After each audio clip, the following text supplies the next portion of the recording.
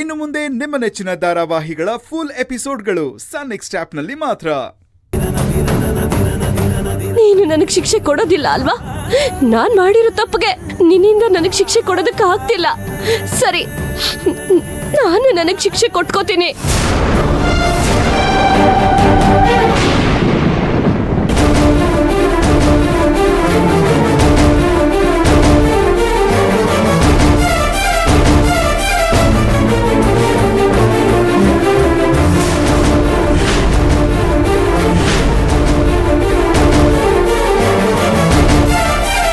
ಅಮ್ಮ ಬಾ.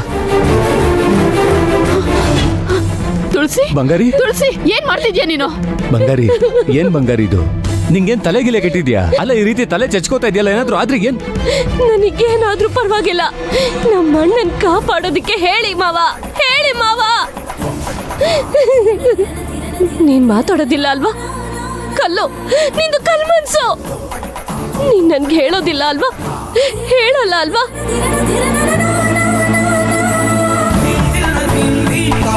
ತುಳಸಿ, ನೀನೇನು ಭಯ ಪಡಬೇಡ. ನಿಮ್ಮ ಅಣ್ಣಂಗೆ ಎಲ್ಲ ಒಳ್ಳೇದಾಗತ್ತೆ. ಎಲ್ ಮಾವ ಒಳ್ಳೇದಾಗತ್ತೆ? ನೀವೇ ನೋಡಿದ್ರಲ್ಲ ಅಣ್ಣ ಹೇಗ್ ಮಲ್ಕೊಂಡಿದ್ದಾನೆ ಅಂತ. ಇಲ್ಲ ತುಳಸಿ, ನಾ ಈಗ ತಾನೇ ಗುರುಗಳನ್ನ ಭೇಟಿಯಾಗಿ ಬಂದೆ. ನಮ್ಮ ಶಿವರಾಜ್ ಹೋಗಿ ಈ ರೀತಿ ಆಗಿದೆಯಲ್ಲ ಅಂತ ಹೇಳ್ಕೊಂಡಿದ್ದಕ್ಕೆ ಅವ್ರು ಏನು ಹೇಳಿದ್ರು ಗೊತ್ತಾ? ನಮ್ಮ ಕುಟುಂಬದಲ್ಲೇ ತುಂಬಾ ದೋಷಗಳಿವೆ, ಅದಕ್ಕೆ ಮೇಲಿಂದ ಮೇಲೆ ಈ ರೀತಿ ಆಗ್ತಾ ಇದೆ ಅಂತ ಹೇಳಿದ್ರು. ಅಷ್ಟೇ ಅಲ್ಲ, ಅದಕ್ಕೆ ಪರಿಹಾರ ಕೂಡ ಹೇಳಿದ್ದಾರೆ.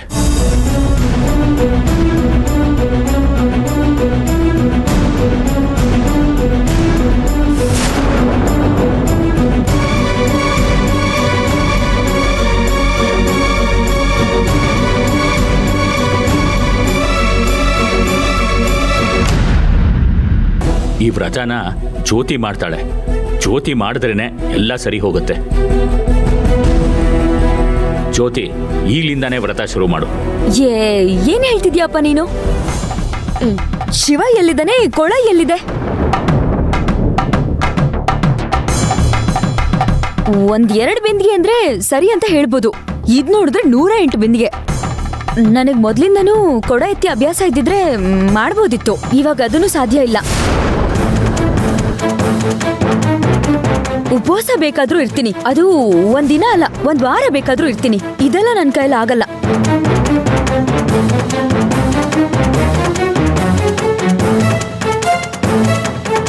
ಇಲ್ಲ ಮಗಳೇ, ಈ ವ್ರತನ ನೀನ್ ಮಾಡಿದ್ರೇನೆ ಉಗ್ರನಾಗಿರೋ ಶಿವ ತಣ್ಣಗಾಗೋದು. ನನ್ ಕೈಲಿ ಆಗೋದಿಲ್ಲ. ಅದು ಅಲ್ದೆ ಕುತ್ಕೋಬಾರ್ದು, ನಿಂತ್ಕೋಬಾರ್ದು ಅಂತ ಬೇರೆ ಹೇಳ್ತಾ ಇದ್ದೀರಾ. ನಿಜವಾಗ್ಲೂ ಹೇಳ್ತಿದ್ದೀನಿ, ನನ್ ಕೈಲಿ ಆಗೋದಿಲ್ಲ ಅಷ್ಟೇ. ಮಾವ, ಆ ವ್ರತ ನಾನ್ ಮಾಡ್ತೀನಿ.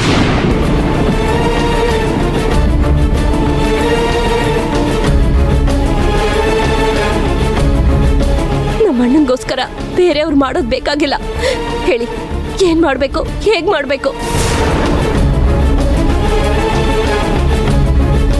ತುಳಸಿ, ಈ ವ್ರತ ಮಾಡೋವಾಗ ತುಂಬಾ ಅಡೆತಡೆಗಳು ಬರುತ್ತಂತೆ. ಅದನ್ನೆಲ್ಲ ಮೀರಿ ನಾವು ಈ ವ್ರತನ ಮಾಡಬೇಕು. ಅಲ್ಲಮ್ಮ, ನೀನು ಈಗಿರೋ ಪರಿಸ್ಥಿತಿಲಿ ಅದೆಲ್ಲ ಹೇಗಮ್ಮ ಮಾಡೋಕ್ಕಾಗತ್ತೆ?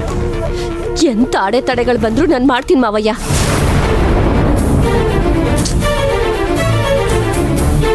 ತುಳಸಿ, ಏನ್ ಮಾತಾಡ್ತಿದ್ಯಾ ನೀನು? ಭಾವ, ಈಗ ತುಳಸಿ ಗರ್ಭಿಣಿ ಅಂತ ನಿಮ್ಗೂ ಗೊತ್ತೈತೆ. ಇಂಥ ಟೈಮಲ್ಲಿ ಇಂಥ ಹರಕೆನೆಲ್ಲ ಅವಳು ಮಾಡೋದು ಸರಿಯಲ್ಲ. ಈ ಹರಕೆಗಳನ್ನೆಲ್ಲ ಜ್ಯೋತಿ ಮಾಡೋದೇ ಸರಿ. ಜ್ಯೋತಿ, ಈ ಹರಕೆನ ತೀರಿಸಿ ನಿನ್ ಮಾಂಗಲ್ಯ ಭಾಗ್ಯನ ಕಾಪಾಡ್ಕೋ. ಜ್ಯೋತಿ, ಗಂಡನ ಜೀವ ಕಾಪಾಡೋದು ಹೆಂಡತಿಯಾದವಳ ಕರ್ತವ್ಯ ಕಣಮ್ಮ. ಏನಪ್ಪ ನೀವ್ ಹೀಗೆಲ್ಲ ಹೇಳ್ತಾ ಇದ್ದೀರಾ? ನೀವೇ ಹೇಳ್ತಾ ಇದ್ದೀರಾ ವ್ರತ ಮಾಡ್ಬೇಕಾದ್ರೆ 108 ವಿಘ್ನಗಳು ಬರುತ್ತೆ ಅಂತ. ಆಮೇಲೆ ವ್ರತ ಮಾಡ್ಬೇಕಾದ್ರೆ ನನಗ್ ಸುಸ್ತಾಗಿ ನಾನ್ ತಲೆ ತಿರುಗಿ ಬಿದ್ದು ನಿಮ್ಮ ಅಳಿಯಂದ್ರಿಗೆ ಏನಾದ್ರು ಆದ್ರೆ ನೀವ್ ಎಲ್ರೂ ಸೇರ್ಕೊಂಡು ನನ್ ಮೇಲೆನೆ ಗುಬೆ ಕೂರಿಸ್ತೀರಾ. ಲೇ ಜ್ಯೋತಿ, ಇಂಥ ಟೈಮಲ್ಲಿ ನೀನು ಈ ರೀತಿ ಮಾತಾಡ್ತಾ ಇರೋದು ಒಂಚೂರು ಸರಿ ಇಲ್ಲ. ಭಾವನ ನೆನೆಸ್ಕೊಂಡು ವ್ರತ ಮಾಡಿದ್ರೆ ಯಾವುದೇ ಕಾರಣಕ್ಕೂ ಸುಸ್ತಾಗಲ್ಲ. ನೋಡಿ, ಇವಾಗ್ಲೇ ಹೇಳ್ತಾ ಇದ್ದೀನಿ, ಊಟ ಮಾಡ್ದೆ ಉಪವಾಸ ಇದ್ದು ವ್ರತ ಮಾಡ್ಬೇಕು ಅಂದ್ರೆ ಎಷ್ಟು ದಿನ ಬೇಕಾದ್ರೂ ಮಾಡ್ತೀನಿ. ಆದ್ರೆ ಈ 108 ಸಲ ನೀರ್ ತಗೊಂಡೋಗಿ ಅಭಿಷೇಕ ಮಾಡು ಅಂದ್ರೆ ನನ್ ಕೈಲಿ ಆಗೋದಿಲ್ಲ. ಜ್ಯೋತಿ, ಏನೇ ಇಷ್ಟೊಂದು ಹಠ ಮಾಡ್ತಿದ್ಯಾ? ಅಲ್ಲಿ ಸಾವು ಬದುಕಿನ ಮಧ್ಯೆ ಹೋರಾಟ ಮಾಡ್ತಿರೋದು ನಿನ್ ಗಂಡ. ಆಗಲ್ಲ ಅಂತ ಹೇಳ್ಬೇಡ, ನಾನು ಹೇಳೋದನ್ನ ಕೇಳು. ಮಾವಯ್ಯ, ನನ್ನ ಪ್ರಾಣ ಕೊಟ್ಟಾದ್ರೂ ನಮ್ಮ ಅಣ್ಣನ ಪ್ರಾಣ ಕಾಪಾಡ್ತೀನಿ ಅಂತ ನಾನು ಅನ್ಕೊಂಡಿದ್ದೀನಿ. ಇದನ್ನ ನಾನೇ ಮಾಡ್ತೀನಿ. ಬಂಗಾರಿ, ನೀನು ಈ ವ್ರತ ಮಾಡ್ತೀನಿ ಅಂತೆಲ್ಲ ಅನ್ಕೋಬೇಡ. ಬಂಗಾರಿ, ನೀನು ಗರ್ಭಿಣಿ, ನಿನ್ನ ಹೊಟ್ಟೆಲ್ ಮಗು ಇದೆ. ಮಗುನ ಹೊಟ್ಟೆಲ್ ಇಟ್ಕೊಂಡು ಉಪವಾಸ ಇದ್ದು 108 ಬಿಂದಿಗೆ ನೀರನ್ನ ಕೊಳದಿಂದ ತರೋದು ಏನ್ ಸುಲಭ ಅನ್ಕೊಂಡಿದ್ಯಾ? ತುಂಬಾ ಕಷ್ಟ ಬಂಗಾರಿ. ಅದೆಲ್ಲ ನಿನ್ ಕೈಯಲ್ಲಿ ಆಗಲ್ಲ. ಹಾಗೇನಾದ್ರೂ ನೀನ್ ಮಾಡಕ್ ಹೋದ್ರೆ ಏನು ಆಗೋದಿಲ್ಲ ಮಾವ, ನಾನು ನೋಡ್ಕೋತೀನಿ. ಬಂಗಾರಿ, ದಯವಿಟ್ಟು ಹಠ ಮಾಡ್ಬೇಡ. ನೋಡು, ನೀನು ಈ ವ್ರತ ಗೀತ ಎಲ್ಲ ಮಾಡೋದು ಬೇಡ. ನಾವೇ ಹಾಸ್ಪಿಟ್ಲ್ಗೆ ಹೋಗಿ ಭಾವಂಗ್ ಬೇರೆ ಏನಾದ್ರೂ ಟ್ರೀಟ್ಮೆಂಟ್ ಮಾಡ್ಬೋದಾ ಅಂತ ಕೇಳ್ಕೊಂಡ್ ಬರೋಣ. ಡಾಕ್ಟ್ರೆ ಕೈ ಚೆಲ್ಲಿದಾರಲ್ಲ ಮಾವ. ಹಾಗಂತ ನೀನು ಹೀಗೆ ಮಾಡ್ಬೋದಾ? ಒಂದ್ ವೇಳೆ ನಿನ್ ಹೊಟ್ಟೆಲಿರೋ ಮಗುಗೇನಾದ್ರೂ ಆದ್ರೆ ಖಂಡಿತವಾಗ್ಲೂ ಅಪ್ಪಂಗೆ ಸಮಾಧಾನ ಮಾಡೋದಕ್ಕಾಗೋದಿಲ್ಲ. ನಾನು ಯಾರ ಬಗ್ಗೆನೂ ಯೋಚನೆ ಮಾಡೋ ಪರಿಸ್ಥಿತಿಲಿ ಇಲ್ಲ. ದಯವಿಟ್ಟು ನನ್ನ ಕ್ಷಮಿಸ್ಬೇಡಿ ಮಾವ.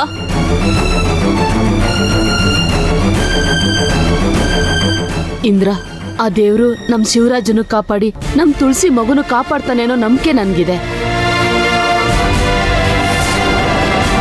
ತುಳಸಿ, ನೀನ್ ವ್ರತ ಮಾಡುವಂತೆ. ಬಾ, ಮನೆಗೆ ಹೋಗಿ ಈ ವ್ರತಕ್ಕೆ ಏನೇನ್ ಬೇಕೋ ಅದೆಲ್ಲ ಸಾಮಗ್ರಿಗಳನ್ನ ತಗೊಂಡ್ ಬರೋಣ.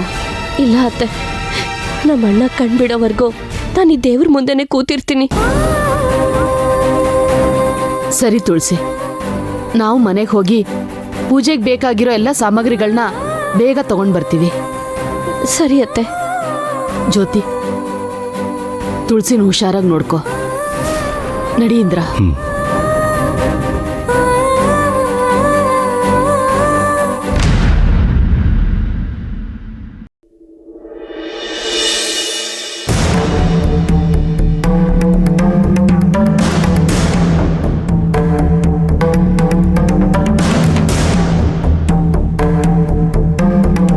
ಮಗನೇಂದ್ರ, ಏನಾಯ್ತಪ್ಪ? ಅಪ್ಪ, ದೊಡ್ಡ ಡಾಕ್ಟ್ರು ಭಾವನ್ನ ಉಳಿಸೋದು ಕಷ್ಟ ಅಂತ ಹೇಳ್ಬಿಟ್ರಪ್ಪ. ಏನ್ ಹೇಳ್ತಾ ಇದೀವ ಮಗನೇ? ಹೌದಪ್ಪ, ನನ್ನ ಕೈಯಲ್ಲೇನೂ ಇಲ್ಲ. ಆ ದೇವರೇ ಕಾಪಾಡಬೇಕು ಅಂತ ಡಾಕ್ಟ್ರು ಹೇಳ್ಬಿಟ್ರು. ಅಯ್ಯೋ ವೀರಭದ್ರ ಸ್ವಾಮಿ, ಏನಪ್ಪ ಇದು ನಿನ್ನ ಪರೀಕ್ಷೆ? ಹೌದು, ತುಳಸಿಯಲ್ಲಿ ಅವಳ ಆಸ್ಪತ್ರೆಯಲ್ಲಿ ಬಿಟ್ಟು ಬಂದು ಹೇಗೆ? ಇಲ್ಲಪ್ಪ, ತುಳಸಿ ಅವಳ ಅಣ್ಣನ್ನ ಏನಾದರೂ ಮಾಡಿ ಬದುಕಿಸ್ಲೇಬೇಕು ಅಂತ ದೇವಸ್ಥಾನಕ್ಕೆ ಹೋದ್ಲು. ಇದೇನು ಮಗನೇ ಇದು? ಅವಳೊಬ್ಬಳನ್ನ ದೇವಸ್ಥಾನಕ್ಕೆ ಹೋಗೋದಕ್ಕೆ ಏನಕ್ಕೆ ಬಿಟ್ಟೆ? ನೀನು ಜೊತೆಲಿ ಹೋಗಿ ದೇವ್ರಿಗೆ ಪೂಜೆ ಮಾಡಿ ಕರ್ಕೊಂಡು ಬರ್ಬೇಕು ತಾನೆ? ಅಪ್ಪ, ಅವಳು ಬರೀ ದೇವ್ರಿಗೆ ಪೂಜೆ ಮಾಡಕ್ ಹೋಗಿಲ್ಲ. ಮತ್ತೆ ಉಪವಾಸ ಇದ್ದು ಒದ್ದೆ ಬಟ್ಟೆಯಲ್ಲಿ ಆ ಪರಮೇಶ್ವರನ್ಗೆ 108 ಬಿಂದಿಗೆ ನೀರಿನ ಅಭಿಷೇಕ ಮಾಡ್ತೀನಿ ಅಂತ ಹರಕೆ ಹೊತ್ಕೊಂಡಿದ್ದಾಳೆ. ಏನು ಮಗನೇ ಇದು? ಒಳ್ಳೆ ಮುಟ್ಟಾಳಂತರ ಮಾತಾಡ್ತೀಯಲ್ಲ. ತುಳಸಿ ಗರ್ಭಿಣಿ ಹೆಂಗಸು, ಇಂಥ ಕಠಿಣ ವ್ರತ ಮಾಡಕ್ಕಾಗತ್ತೇನೋ? 1 ಬಿಂದಿಗೆ ಅಲ್ಲ, 2 ಬಿಂದಿಗೆ ಅಲ್ಲ, 108 ಬಿಂದಿಗೆ ನೀರು ತಂದು ದೇವರಿಗೆ ಅಭಿಷೇಕ ಮಾಡಕ್ಕಾಗತ್ತಾ? ನೀರೇನು ಗರ್ಭಗುಡಿ ಪಕ್ಕದಲ್ಲೇ ಇದೆಯಾ? ಈಗಿನ ಕಾಲದಲ್ಲಿ 1 ಬಿಂದಿಗೆ ನೀರು ತರೋದಕ್ಕೆ ಹೆಂಗಸರು ಸುಸ್ತು ಅಂತಾರೆ. ಅಂಥದ್ರಲ್ಲಿ ನನ್ನ ಸೊಸೆ ಗರ್ಭಿಣಿ ಹೆಂಗಸು 108 ಬಿಂದಿಗೆ ಹೇಗೋ ತರ್ತಾಳೆ? ಅವ್ರ ಅಣ್ಣನ ಪ್ರಾಣ ಕಾಪಾಡೋದಕ್ಕೆ ನನ್ನ ವಂಶದ ಕುಡಿನ ಬಲಿ ಕೊಡ್ತಾಳೇನೋ? ಅಪ್ಪ, ಹಾಗೆಲ್ಲ ಏನೂ ಇಲ್ಲಪ್ಪ.